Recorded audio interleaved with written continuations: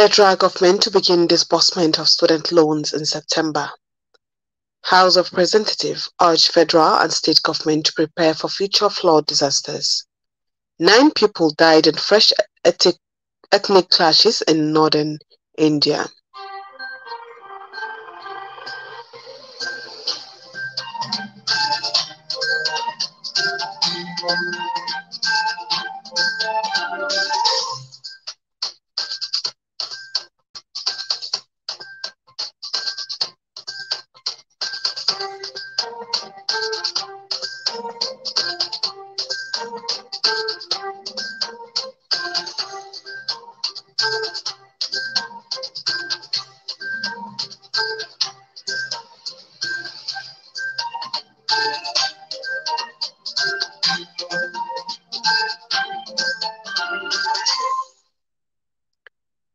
Today is 14th June 2023.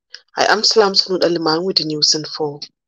President Bola Tinubu says he will work transparently with the 10th National Assembly to ensure that Nigerians enjoy the dividends of democracy. In a congratulatory letter to members of the Assembly on the successful conduct of elections into various principal positions, Bola Ahmed Tinubu said that their election signals a new dawn of fulfillment of campaign promises. The president congratulated Senator Godswill Akpabio and Honorable Tajuddin Abbas on their election by members of the two chambers as President of the Senate and Speaker of the House of Representatives. He also facilitated with Abdulaziz Yari, Idris Wasi and Amin Jaji for enriching the process with their participation in the leadership election. Bola Tinubu said that the desire of Nigerians will only be met with collaboration, support and unity of purpose between the executive and the legislative. The federal government says it is working out modalities to begin student loan between September and October 2023. The Permanent Secretary, Federal Minister of Education, David Adejo, disclosed this today in Abuja while addressing newsmen on the bill signed by President Bola Tinubu. To recall that on Monday, President Bola Ahmed Tinubu signed into law the student loan bill in fulfillment of a promise he made during his campaign. The student loan bill, sponsored by the Speaker of the 9th House of Representatives, Femi Gbajabiamila, provides for interest-free loans to indigent Nigerian students. The Secretary said the law will provide easy access to higher education for indigent Nigerians through interest-free loans from the Nigerian Education Loan Fund. The Academic Staff Union of Universities, ASU, said the student loan bill, which President Bola Tinubu signed into law, is capable of sending many students out of school. On Monday, the President Bola Ahmed Tinubu signed the bill saying it is a fulfillment of one of his campaign promises. ASU President Professor Emmanuel Sadiq said the law might have an adverse effect on millions of prospective students who rely on tutoring free higher institution of learning to acquire knowledge. Sadiq said the bill is not new, revealing how the union rejected it when former President Muhammadu Buhari's administration brought it up. He noted that the union is yet to have access to the accurate copy of the law signed by Tinubu, adding that there was need to get and study it. The House of Representatives has urged the federal and state government to prepare for future flood disasters. This comes on the heels of a motion of urgent importance by Honorable Femi Gbajabiamila shortly before he resigned from the House of Representatives to take up his role as Chief of Staff to the President. Following Gbajabiamila's position, the House expressed concern that large portions of the country are prone to flooding according to prediction of the Nigerian Meteorological Agency in January this year. The lawmakers have asked the government to prepare palliative and intervention measures for Nigerians to reduce the effect.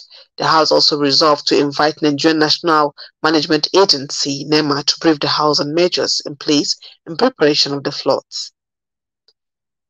The Secretary to the State Government of Kano State, Baffa Bichi, has shed light on the reason for the demolition of a popular roundabout constructed during the Abdullahi Ganduje's administration. Bichi cited the presence of a cross sign on the roundabout as one of the continuous aspects that led to its removal. Baffa Bichi emphasized two concerns relating to the roundabout. He said the roundabout was blocking the entrance to the government house gate. Baffa Bichi added that the presence of a cross sign on the roundabout raised religious sensitivities. Demolition of the roundabout has sparked discussions among residents with diverse opinion on the matter. The Kano State House of Assembly has approved the request of Governor Abba Yusuf for the appointment of 20 special advisors. This followed the adoption of a motion by Deputy Speaker Muhammad Butubutu, representing Rimin Gadu and Tofa during today's plenary. Also, Zubairu Musa from Sumaila supported the motion and was unanimously adopted when put to a voice vote by the Speaker, Ismail Falgori. He said that the approval was to enable Yusuf to appoint advisors that will assist in implementing his policies and programs for the people. Kano State Governor sent a request for the appointment of 20 special advisors that will assist him in the consolidation of his policies and programs. A Kano State Sharia court presided over by Malam Umar Lawal Abubakar has sentenced one Muhammad Sabiu to 6 months in a correctional facility for disguising as a madman to sell illicit drugs. Muhammad Sabiu, alongside 2 others, Muhammad Mubarak and Abubakar Ali, all of Gwale local government area, were arraigned by the police. The police told the court that while Muhammad Sabiu is a madman to go around the hideouts of drug sellers, buy and sell for them, his 2 other accomplices patronized him. When the charges were read against them by the court, the 3 pleaded guilty. The judge sentenced them to 6 months each in prison with an option of 10,000 naira fine. The judge also ordered that they should receive 20 lashes each before leaving the premises of the court. The news is coming to you from the studios of Saba Radio. More is after the short break. Stay tuned.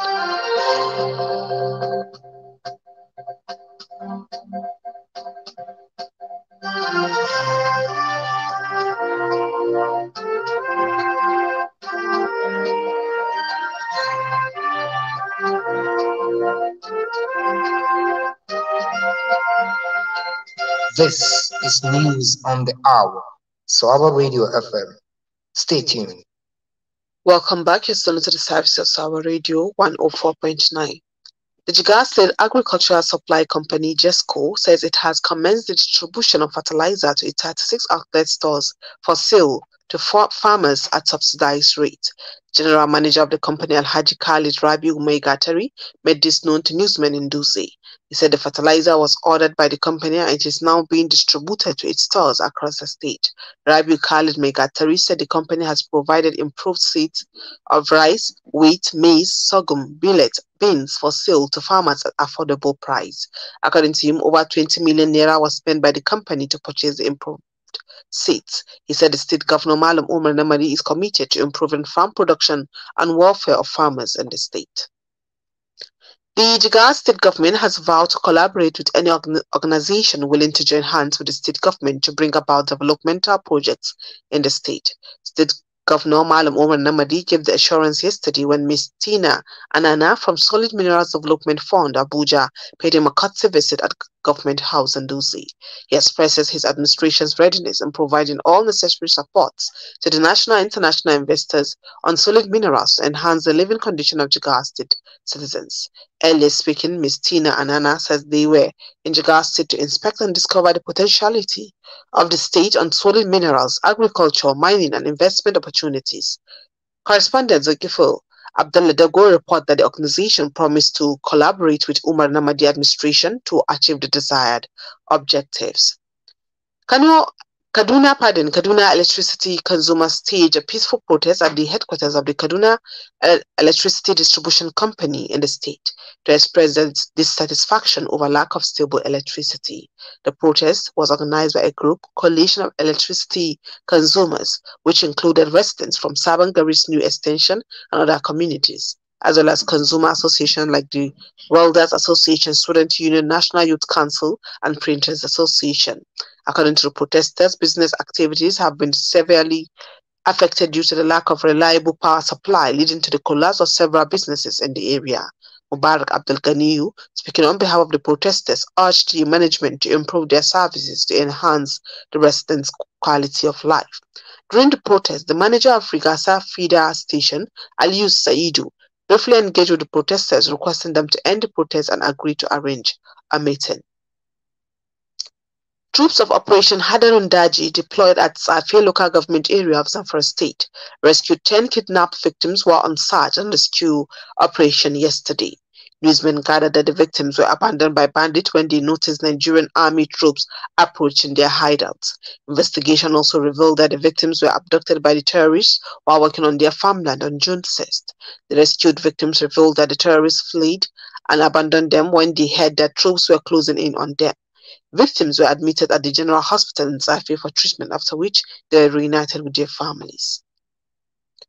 Several houses were allegedly burnt yesterday as fighting intensified between two communities in Gwer East local government area of Benue State. It was reported that the rivalry between the warring communities erupted at the weekend while one of the warring parties tried to bury their dead. Witnesses said that troubles escalated yesterday morning after both parties went high wire, shouting sporadically, and that the market in the area was set ablaze. It will be recalled that during the immediate past administration of Governor Samuel Ortom, all solutions proffered to the crisis, including suspension of traditional rulers, failed. The police also involved dialogue to end the crisis to no avail. Police spokesman in the state, Ketron Anini, who confirmed the incident, said that the situation was under control as operatives had been drafted to the areas. Now to international scene. At least 9 people were shot dead in the remote northeast Indian state of Manipur, the latest incident in weeks of violence sparked by long-standing ethnic tensions. More than 100 have died in the resulting unrest, during which mobs raided police stations and stole weapons, while tens of thousands of others fled their homes to seek safety. Manipur Government Information Officer Haisnam Balakrishna told AFP that unidentified gunmen stormed Kamilok village on the outskirts of state capital Imphal late Tuesday and shot indiscriminately at houses using sophisticated weapons. He added that 9 persons, including a woman, was killed during the firing. 10 others were injured in the attack and were taken to a hospital in Imphal for treatment. Tensions in the state came to a head last month between the majority Meitei, who are mostly Hindus and live in and around Imphal, and the mainly Christian Kuki tribe in the surrounding hills. The area is home to dozens of tribal groups and small ethnic guerrilla armies whose demands range from greater autonomy to secession from India. Human Rights Watch says it has found further evidence that rebels backed by Rwanda killed dozens of people in the east of Democratic Republic of Congo who were then buried in mass graves. It says civilians and military members who had been captured by the M23 rebel group were killed in the village of Keshishi between last November and April. Rwanda has denied backing the M23 rebels, who have in the past said they were not behind the massacre. HRW has called on the Congolese government to get help from the UN and African Union to conduct proper exhumation, return remains to families, and hold those responsible to account. That has been the news. Before I go, a recap of the major stories. The federal government to begin disbursement of student loan in September. House of Representatives urge federal and state government to prepare for future flood disasters. 9 people dead in fresh ethnic clashes in northern India. That has been the news on behalf of the news department. Our editor, Haruna Ahmed Bultua, country announcer, Salma Adam Iko. I am Salamatan Udaleman saying good night.